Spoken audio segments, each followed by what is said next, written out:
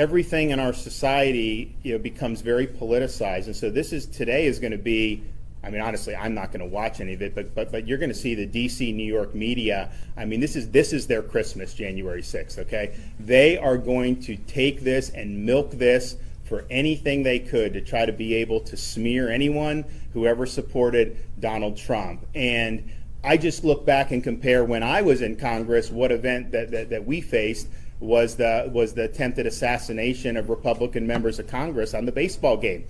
I actually was on the field. This guy, who was a big Bernie Sanders guy, was definitely a politically motivated attack. Came up, pulled his van, and we didn't think anything of it. We walked out to go to the car, and we came in contact with him. He wanted to know if it was Republicans out there.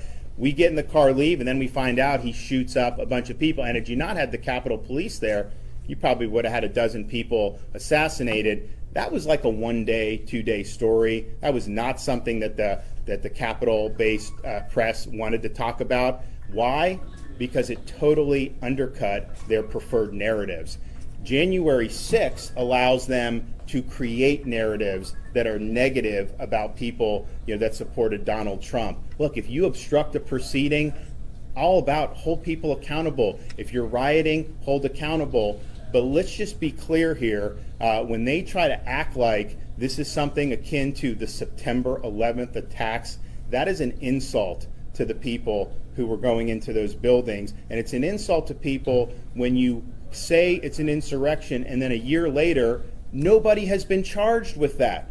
People are being charged with disrupting proceedings or that. I think it's very important, the fact that if this is what you said it was, why are you not charging people? So I think it's going to end up being just a politicized Charlie Foxtrot today. I don't expect anything good to come out of anything that Pelosi and the gang are doing. I don't expect anything from the corporate press to be enlightening. I think it's going to be nauseating, quite frankly, and I'm not going to do it. But I do think that if you have this January 6th committee, why do we not know some of the people who we know were really involved in orchestrating this?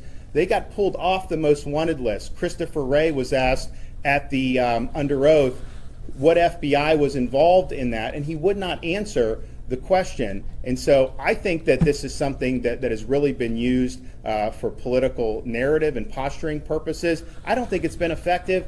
People here in Florida, they care about inflation and they care about gas prices and education and crime and all the key issues that are so important. And that's what they talk to me about. But there is an obsession with this amongst the DC, New York journalist class. And again, I think it's because it allows them to spin a narrative that they want to spin. They did not care as much about what happened after 2016 when you had a false Russia collusion conspiracy theory that was put on for years because they were involved when doing it, and how that may have damaged trust in institutions or all that. So I just think that it is what it is, but it's not something that I've been concerned about in my job here, because quite frankly, it's not something that most Floridians have been concerned about. They're concerned about their jobs, education, inflation, gas prices, all those things. And I wish the Congress of the United States would be concerned about those pressing issues as well. Sadly, they're not. They're going to use this to be able to get more TV time. And some of them who are probably the most loud probably will end up vacationing in Florida at some point as well. Thank you. And that is the other side of it. So we're getting Republican and Democratic perspectives today on this January 6th, everybody. We're going to